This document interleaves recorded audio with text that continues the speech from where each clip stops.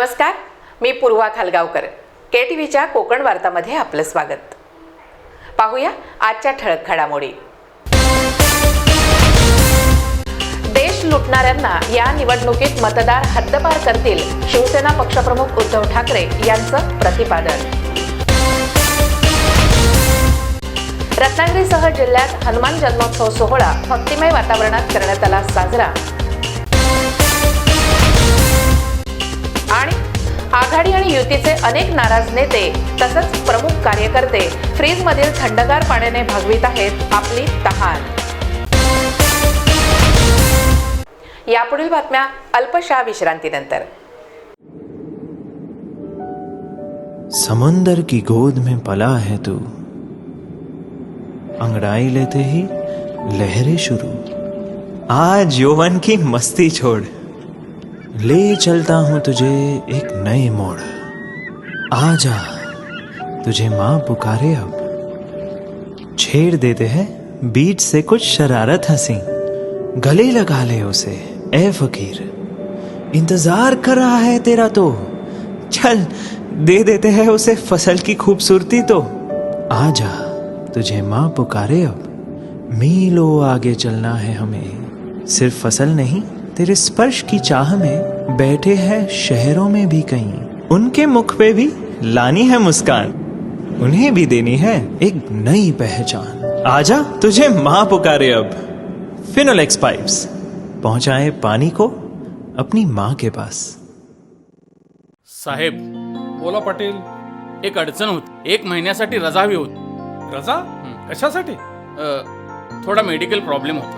हर्नियाचं operation करायचं आणि शिवाय रिकव्हरीला थोडा वेळ लागतोच ना. हर्नियाचं ऑपरेशन? माझं ऐका पाटील, तुम्ही मोर्या हॉस्पिटलमध्ये ऑपरेशन करा. तिथं सगळंच सोयीचं आहे. दुर्बिणीनं शस्त्रक्रिया करतात, त्यामुळे तुम्ही एका दिवसात घरी जाऊ शकता. एका दिवसात? अहो, 1% ऑपरेशन करतात, कमी दुखतं, त्यामुळे रोजच्या कामाला तुम्ही लवकर जाऊ शकता. लवकर म्हणजे?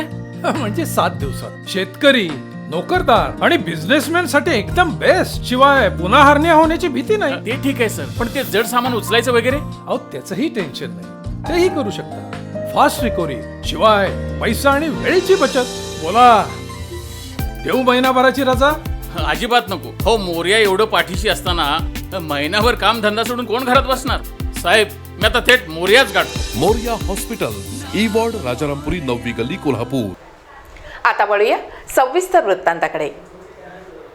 देश लुटणाऱ्यांना या निवडणुकीतून हद्दपार करा असं कळकळीचं आवाहन शिवसेना पक्षप्रमुख उद्धव ठाकरे यांनी केलं आहे.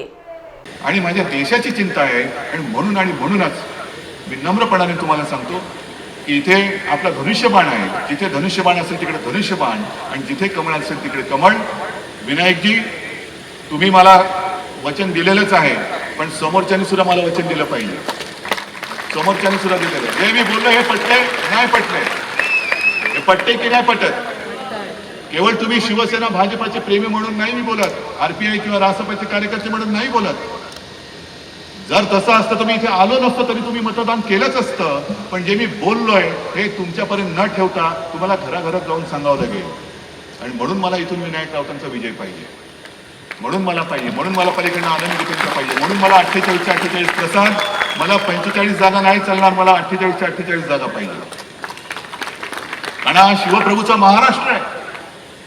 वायकरजी, तुम्ही जे सांगितलं, राजापूरमध्ये आपण शिवरायाचा पुतळा उभा केला, तिथल्या लोकांची मागणी होती. का मागणी होती? का दुसऱ्या कोणाचा पुतळा उभा करायची मागणी नव्हती?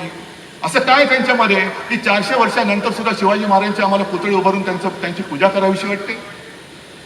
कारण त्यांच्यामधलं जे काही देशप्रेम होतं, स्वराज्य प्रेम, जो माझ्या स्वराज्यावरती चालून आला तो माझा दुश्मन. मग जसं मी मागे सांगितलं की त्या मणिशंकर अय्यरनी त्या अंदमानातल्या सावरकरांच्या 2 ओळी काढून टाकल्यानंतर स्वतः शिवसेना प्रमुख मैदानात उतरले होते. मणिशंकर अय्यर सापडला असता त्याला जोड्याने आम्ही बडवला असताच, पण त्याचे पुतळे आम्ही बडवले. जरा शिवराय असते तर त्यांनी राहुल गांधीचं काय केलं असतं? हा विचार करा आणि तुमचा निर्णय घ्या. जय हिंद, जय महाराष्ट्र. 23 एप्रिल रोजी होणाऱ्या रत्नागिरी सिंधुदुर्ग लोकसभा मतदारसंघात युतीचे उमेदवार विनायक राऊत यांच्या प्रचाराकरता देवरुख येथे आयोजित जाहीर सभेत उद्धव ठाकरे यांनी राहुल गांधी आणि काँग्रेसवर घणाघाती टीका केली. आणि म्हणून मला हे गोष्टीचं आश्चर्य वाटतं, 60-65 साल खाऊन खाऊन यांच्या तुंबड्याने भरल्या, पोटं सगळी तट्ट झाली, पोटाला यांच्या रग लागली असेल एवढं खाल्लं, म्हणजे एका अर्थी आपल्या देशावरती दरोडा यांनी टाकला. किती घोटाळे केले. मी तर हेच सांगतो आणि तुम्हाला मी देऊ शकतो A to Z, ABCD, आदर्श घोटाळा, बोफोर्स घोटाळा, हा घोटाळा, तो घोटाळा, तो घोटाळा, संपूर्ण घोटाळ्यांची बाराखडी कमी पडेल एवढे घोटाळे यांनी केले. मग असे दरोडेखोर, या दरोडेखोराला दुसऱ्याला चोर बोलण्याचा अधिकार आहे? स्वतः दरोडेखोर आणि सांगतो तू चोर आहेस, तू चोर आहे. अरे पण लेका, तू दरोडे किती घातलीस बघ. एक तर पाय तुझा तुरुंगात, अर्धा तुरुंगात आहे, दुसरा पण जाणार आहे आता, आणि तू मत मागायला येतोस. या सगळ्या जशा गोष्टी आहेत, तसं मी नेहमी सांगतो, ज्याच्याकडे आपलं दुर्लक्ष होतं ते म्हणजे जाहीरनामा. जाहीरनामा एक नुसती आता एक पद्धत झालेली आहे. काय करायचं, निवडणुका आल्या, मग आता काय करूया, आपण हे करून ठेवूया, आपण ते करून ठेवूया. कारण एवढ्यासाठी की प्रत्येक पक्षाला तुम्हाला आम्ही काय देणार हे सांगितल्याशिवाय कोणी मतं देणार नाही. म्हणून जाहीरनामा सुद्धा मी म्हणतो, काँग्रेसचा जाहीरनामा काढा, आमच्या महायुतीचा जाहीरनामा काढा, आणि एक एक एक एक एक एक एक एक आश्वासनं जी आहेत ती वाचा. जे मी नेहमी म्हणतो, देव, देश आणि धर्म. मला अभिमान आहे की महायुतीच्या आपल्या जाहीरनाम्यामध्ये राम मंदिराचा उल्लेख आहे. आम्ही राम मंदिर बांधणार आहोत, त्याच्यामध्ये उल्लेख आहे, जरूर आहे. छत्रपती शिवाजी महाराजांना अभिवादन करून सुरू झालेल्या देवरुख येथील भाजप सेना युतीच्या जाहीर सभेत उद्धव ठाकरे यांनी स्वाभिमान आणि राणे पिता पुत्रांवर चांगलाच प्रहार केला. मी असं ऐकलं की या मतदारसंघात एका कोणीतरी आपल्या घरामध्ये झेंड्यांचं दुकान काढलं. कोणता झेंडा पाहिजे, अमुक पाहिजे, घे. माणूस पण पाहिजे का, मग माझे वडील तो झेंडा घेऊन तुझ्या बरोबर येतील, माझा हा पोरगा हा झेंडा घेऊन तुझ्या बरोबर येईल, दुसरा पोरगा हा झेंडा घेऊन तुझ्या बरोबर येईल, नातुंड थोडी लहान आहेत ती पण झेंडे घेऊन तुमच्या बरोबर येतील. असं वेगवेगळ्या देशाने वेगवेगळे झेंडे घेऊन चालले. ना विचार, ना काही कृती, काही नाही. आणि म्हणून मी वायकरना सांगितलं की मुद्दामून तुम्ही आपण केलेली आणि करत असलेली कामं तुम्ही मोठ्याने सांगा. कारण काही ना लिहिता वाचता आलं नाही तर ऐकायला येत असावं असं मला वाटतं. ऐकून घ्या. ऐकायला येत नसलं तर दिसत असलं तर पाहून घ्या. कारण आम्ही जर काही कामं केली नसतील आणि कोकणाला आजपर्यंत मी जो काही शब्द दिला तो पाळला नसता, तर आज हा काही जनसमुदाय दिसतोय हा इकडे आला नसता. आणि मला तुम्हाला कोकणवासियांना एक खास धन्यवाद द्यायचा. मी गेल्या वेळेला तुम्ही विजय आम्हाला दिल्यानंतर का आलो होतो, कारण हा जो काही मतदारसंघ आहे, या मतदारसंघाला एक परंपरा आहे. ही परंपरा आपल्याला विसरता येणार नाही. मग नाथपैंची आहे, दंडवतींची आहे, सुरेश प्रभू पण. ही परंपरा मधल्या काळामध्ये 5 वर्ष तुटली होती आणि एक गुंडागर्दी वाढली होती. पण त्या गुंडागर्दीला तुम्ही सगळ्यांनी मर्दपणाने उत्तर दिलं आणि ही गुंडागर्दी एकदम कायमची गाडून टाकली. म्हणून मी तुम्हाला धन्यवाद द्यायला. आम्हाला आमचा खासदार पाहिजे, गुंड नको आहे. हे गुंडागर्दी तुमच्याकडे ठेवा. ही गुंडागर्दी आता तुम्हाला आम्ही इकडे एकदा पाडले, दोनदा पाडले, कमी पडलं म्हणून तुम्ही माझ्या बांद्र्यामध्ये आलात, तिकडे तुमचा सुपडा साफ केला. आणखीन कुठे काय करायचं सांगा. नाही तयार आहे सगळी जनता. काँग्रेससह राष्ट्रीय अध्यक्ष राहुल गांधी यांच्यावर उद्धव ठाकरे यांनी कडक शब्दात टीका करीत त्यांची चांगलीच खिल्ली उडवली. नरेंद्र मोदींच्या आधी नरसिंहराव जेव्हा होते, त्या नरसिंहरावांनी, तुम्हाला आठवत असेल नसेल मला कल्पना नाही, पण त्यांच्या काळामध्ये एका दर्ग्यामध्ये जे अतिरेकी घुसले होते, त्या अतिरेक्यांना जोपर्यंत ते त्या दर्ग्यात होते तोपर्यंत त्यांना बिर्याणी खायला घातलीच होती. पण बाहेर आपले जवान असताना त्या जवानांच्या डोळ्यात देखत सुरक्षितपणाने अतिरेक्यांना परत नेऊन सोडून दिलं. बरं, हे सगळं ठीक आहे. हे म्हणाल तुम्ही इतिहासातल्या गोष्टी झाल्यावर हे काय आम्हाला सांगतात? नाही सांगत. मग जाहीरनाम्यावरती परत होतो. जाहीरनाम्यामध्ये राहुल गांधी जे बोलले की आम्ही देशद्रोहाचा खटला ज्या कलमान्वये टाकला जातो ते 124A हे कलम आम्ही काढून टाकू. तुम्हाला हे मान्य आहे का? बाकीचा निवडणुकीचा प्रचार बाजूला ठेवा. ही लोकसभेची निवडणूक आहे, देशाची निवडणूक आहे. आम्ही काय देणार, तुम्ही काय देणार, त्याच्यापेक्षा तुम्ही काय करणार नाही आणि काय करणार हे पहिले सांगा. देशद्रोहाचा खटला आम्ही टाकणारच नाही.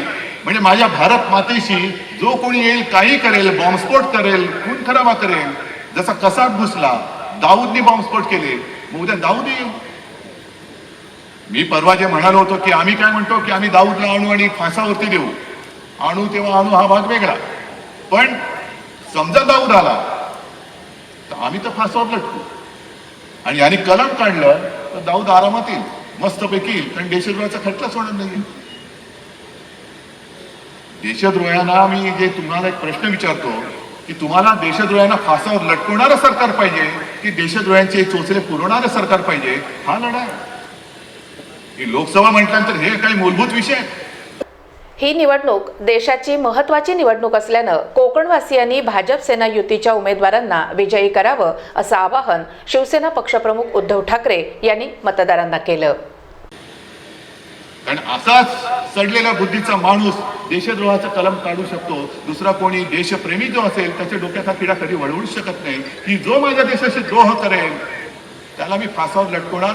हे अस्सल देशप्रेमाचं लक्षण आहे. आणि देशद्रोह केला तरी चालेल, आम्ही त्याच्यात खटलाच भरणार नाही, अशी माणसं जर का समोर असतील तर नुसता विनायक राऊतांचा विषय नाहीये, नुसता नरेंद्रभाईंचा विषय नाहीये, देशाचा म्हणजे तुमचा आहे. तुमच्या समोर पुढच्या ज्या काही पिढ्या आहेत तुमच्या, त्यांच्या छाताडावरती देशद्रोह नाचतील आणि आपण काही करू शकणार नाही, हे चालेल का याचा विचार करा. आणि मग मी जे म्हणतोय की आमच्या युतीला का मतदान करा हे तुम्हाला कळेल, मग ते कळेल. बाकी आहेत, रस्ते मोठे होत आहेत, कोकण रेल्वेचं दुपदरीकरण होते, पाण्याची व्यवस्था सुद्धा होते, मच्छी ते होणारच, ते मी स्वतः लक्ष घालून करून घेतोय. जसं आतापर्यंत काम केले तसं मी करणार. बाकी ज्याला दिसत नसेल त्याला सोडून द्या, तो सुद्धा दिसेनासा होईल. ज्याला ही विकास कामं दिसत नसतील तो सुद्धा उद्याच्या निवडणुकीत दिसेनासा होईल. मला त्याची चिंता नाहीये, दुसऱ्या कोणाची नाहीये, मला तुमची चिंता आहे आणि माझ्या देशाची चिंता आहे. आणि म्हणूनच मी नम्रपणाने तुम्हाला सांगतो की इथे आपला धनुष्यबाण आहे, जिथे धनुष्यबाण असेल तिकडे धनुष्यबाण आणि जिथे कमळ असेल तिकडे कमळ. विनायकजी, तुम्ही मला वचन दिलेलंच आहे, पण समोरच्यानी सुद्धा मला वचन दिलं पाहिजे. समोरच्यानी सुद्धा दिलेलं आहे. हे मी बोललो हे पटले नाही पटले, हे पटते की नाही पटत, केवळ तुम्ही शिवसेना भाजपाचे प्रेमी म्हणून नाही मी बोलत, आरपीआय किंवा रासपचे कार्यकर्ते म्हणून नाही बोलत. जर तसं असतं तर मी इथे आलो नसतो तरी तुम्ही मतदान केलंच असतं. पण जे मी बोललोय हे तुमच्यापर्यंत न ठेवता तुम्हाला घराघरात जाऊन सांगावं लागेल. आणि म्हणून मला इथून विनायक राऊतांचा विजय पाहिजे, म्हणून मला पाहिजे, म्हणून मला पलीकडनं आनंद गीतेंचा पाहिजे, म्हणून मला 48 प्रसाद, मला 45 जागा नाही चालणार, मला 48 जागा पाहिजे. युतीचे उमेदवार विनायक राऊत यांनी आपल्या भाषणात आपण मागील 5 वर्षात भरपूर विकासाची कामं केल्यानं पुन्हा आपल्याला मतदारांनी विजयी करावं असं आवाहन केलं. बाबांनो, पुन्हा एकदा आपल्याकडे नम्र विनंती करतो, फार काही 5 वर्षामध्ये मी आपल्याला दिलेलं नाही. वायकर साहेबांनी सांगितल्याप्रमाणे जे कर्तव्य आहे ते कर्तव्य केलं, परंतु अजून भरपूर काही करायचं आहे. पण 5 वर्षामध्ये झालेली जी कामे आहेत ती तुमच्या साक्षीने आहेत, त्याची उजळणी मला करायची गरज नाही. पण तरी सुद्धा बरंच काय करायचं राहून गेलेलं आहे. 5 वर्षामध्ये कोणाला चुकून माकून बोललेलं असेल वाईट, कदाचित अपमान माझ्या तोंडून झाला असेल कदाचित, तर आपले चरणी मी नतमस्तक होऊन आपल्याशी साष्टांग वंदन करतो. पण पुन्हा एकदा या निवडणुकीमध्ये शिवसेना भाजपा रिपाई रासपचा उमेदवार म्हणून जात असताना प्रथम ह्या मतदारसंघातून किमान 3 लाखाच्या मताधिक्याने या महायुतीच्या उमेदवाराला निवडून देण्याचा निर्धार आपण जो सर्वांनी केलेला आहे. आणि म्हणूनच त्या मतपेटीमध्ये 3ऱ्या क्रमांकावर हे आपलं धनुष्यबाण आहे.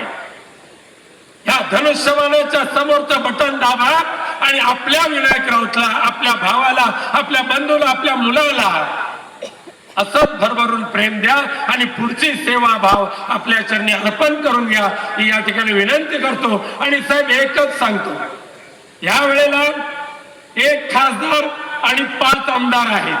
येणाऱ्या विधानसभेला आम्ही शिवसेना भाजप रिपाई रासपच्या सर्वांनी निर्धार केलेला आहे.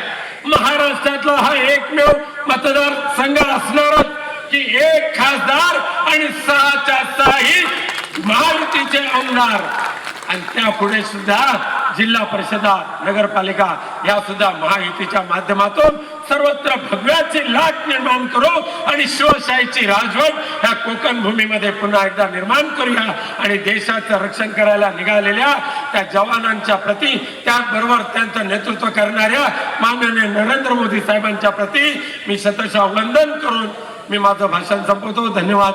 जय हिंद, जय महाराष्ट्र.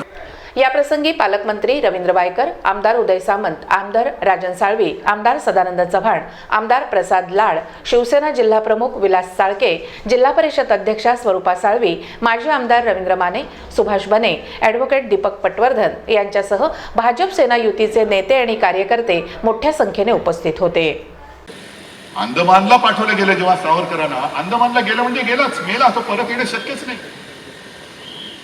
आणि त्यांच्या ज्या काही हाल अपेक्षा त्यांनी लिहिलेल्या आहेत, त्यांना हातात बेड्या घालून 7-7 दिवस उभे करायचे, लटकवून ठेवायचे, चापकाने फोडून काढायचे, कोलू फिरवायला लावायचे. घाणा तेलाचा जो बैलाकडनं फिरवला जातात तो आपल्या सावरकरांना फिरवायला लावला होता.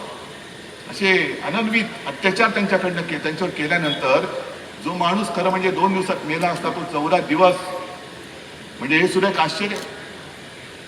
हार मारण्यासाठी ज्याला अंदमानात पाठवला त्याला ते तर मारू शकलेच नाही. पण शेवटी सावरकर सोडे एवढे हे होते, थोर होते, मृत्युंजय याला म्हणतात, की शेवटी सावरकरांनी मृत्यूला सांगितलं की बाबा आता बस झालं, मी थकलो, आता तू ये आणि मला घेऊन जा. त्याने अन्न पाणी सोडून दिलं आणि मृत्यूला कवटळलं. मृत्यू त्यांचं वागणं नाही करू शकलं, मृत्यू त्याला घेऊन जाऊ शकला नाही. त्यांनी बोलवलं मृत्यूला, ये आता मला घेऊन चल. आणि अशा या सावरकरांना हे नालायक कार्ट, होय राहुल गांधी नालायक कार्ट, त्यांच्या घराण्याबद्दल जरी आदर ठेवायचा की नाही हा भाग वेगळा असला तरी या नालायक कार्ट्यांनी आमच्या सावरकरांना डरपोक म्हणावं, कायर म्हणावं. जवाहरलाल नेहरू तुरुंगात होते, हे राहुल गांधी सांगतायत, अमुक एवढे वर्ष तुरुंगात होते असतील ना. आम्ही कुठे त्यांचं जे काही योगदान आमच्या स्वातंत्र्यासाठी ते नाकारतो. पण जर नेहरूंनी सावरकरांसारखं एक दिवस जरी हाल अपेक्षा भोगले असतील, सोसले असतील किंवा भोगलेले असतीलच, तर त्यांना वीर जवाहरलाल नेहरू का नाही म्हणत? का सावरकरांना वीर, स्वातंत्र्यवीर सावरकर म्हणतो आपण? का वीर त्यांना म्हणतो आपण? आणि वीराला जर का वीर म्हणायचं नसेल तर काय नेबडेटाला वीर म्हणायचं, राहुल गांधीला वीर म्हणायचं?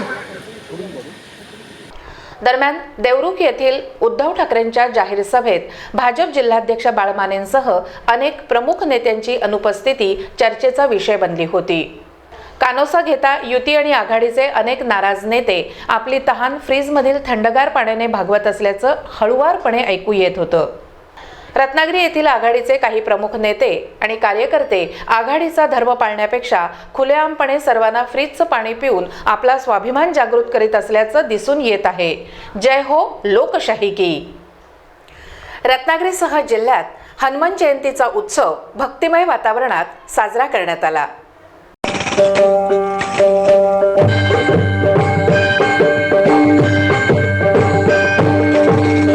हे अंजनीच्या सुता तुला रामाचं वरदान, अन एक मुखान बोला बोला जय जय हनुमान, एक मुखान बोला बोला जय जय हनुमान. अंजनीच्या सुता तुला रामाचं वरदान, अंजनीच्या सुता तुला रामाचं वरदान, एक मुखान बोला बोला जय जय हनुमान, एक मुखान बोला बोला जय जय. रत्नागिरी शहरातील मारुती आळी येथे असलेल्या पुरातन हनुमान मंदिरात हनुमान जन्मोत्सव सोहळा भाविकांच्या उपस्थितीत साजरा करण्यात आला. पौर्णिमास्यां शनिश्चरैः अंजन्यां वायुतो जातः परमात्मा स्वयं महाराः पवनसुत हनुमान की, पवनसुत हनुमान की, श्यामल रामचंद्र की, राम लक्ष्मण जानकी जय बोला हनुमान की.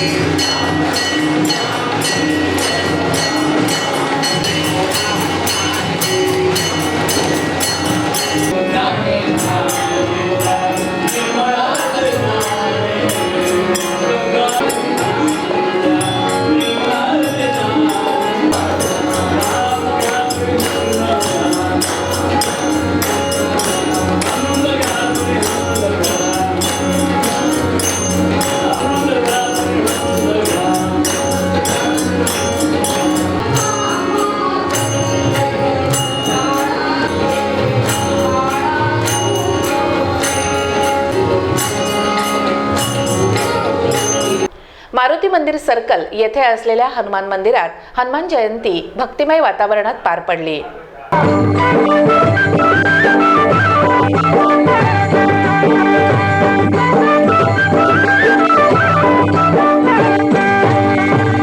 दिव्य तुझी राम भक्ती भव्य तुझी काया बालपणी गेलासी तू सूर्याला धराया बालपणी गेलासी तू सूर्याला धराया. लांजा बाजारपेठ येथे असलेल्या पुरातन हनुमान मंदिरात हनुमान जन्मोत्सव सोहळा भाविकांच्या उपस्थितीत पार पडला. अरे हादरली ही धरणी थरथरले आसमान एक मुखान बोला बोला जय जय हनुमान.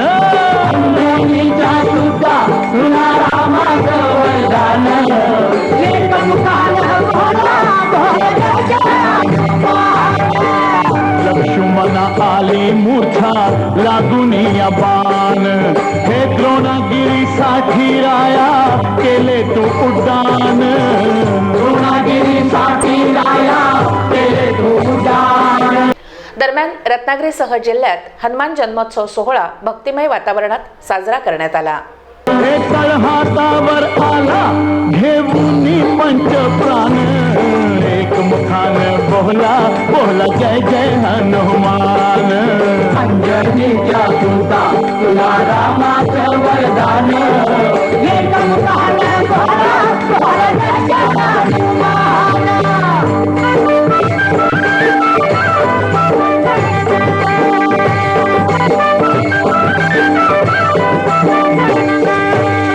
हे सीतामाई शोधासाठी गाठली लंका तिथं राम नामाचा तू वाजविला डंका रे डंका राम नामाचा तू वाजविला डंका.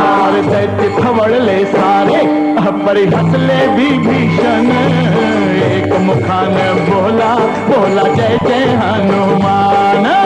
अंजनीचा सुता तुला रामाचं वरदान एक मुखान बोला बोला जय जय हनुमान. तसंच रत्नागिरी शहरातील पेठ किल्ला या ठिकाणी असलेल्या ज्योतिबा मंदिरात चैत्र पौर्णिमेनिमित्त होणाऱ्या उत्सवाकरता दर्शनासाठी भाविकांनी गर्दी केली होती.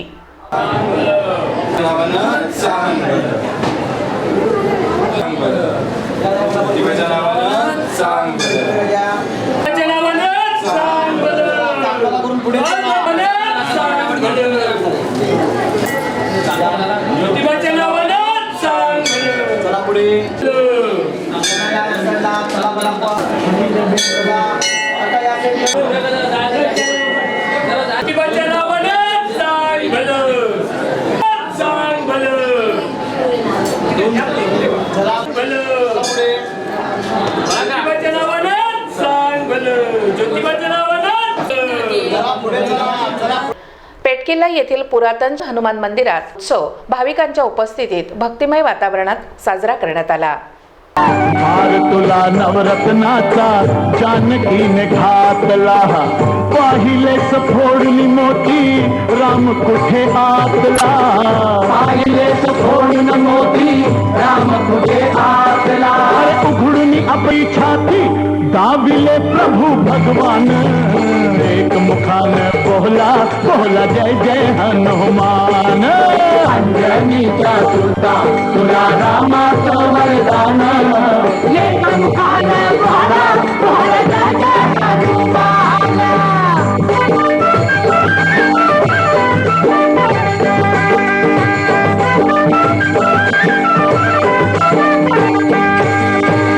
शेवटी पुन्हा एक नजर ठळक घडामोडींवर. देश लुटणाऱ्यांना या निवडणुकीत मतदार हद्दपार करतील, शिवसेना पक्षप्रमुख उद्धव ठाकरे यांचं प्रतिपादन. रत्नागिरीसह जिल्ह्यात हनुमान जन्मोत्सव सोहळा भक्तिमय वातावरणात करण्यात आला साजरा. आणि आघाडी आणि युतीचे अनेक नाराज नेते तसंच प्रमुख कार्यकर्ते फ्रीजमधील थंडगार पाण्याने भागवित आहेत आपली तहान. याबरोबरच आजचं बातमीपत्र संपलं. नमस्कार.